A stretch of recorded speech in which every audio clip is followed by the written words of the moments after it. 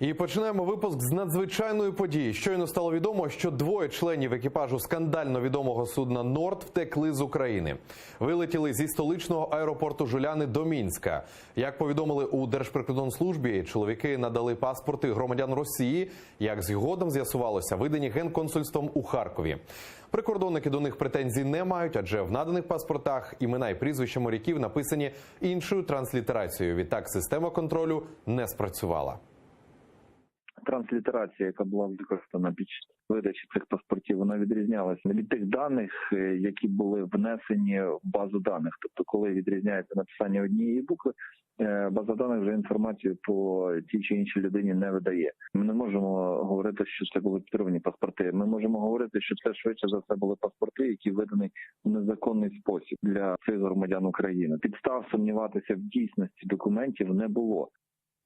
За такою ж схемою, але вже іншим рейсом по обіді ще 7 моряків із «Норду» намагалися також втекти до Білорусі. Однак прикордонники засумнівалися у законності їх паспортів і відмовили у вильоті. Документи вилучили, на чоловіків склали протоколи.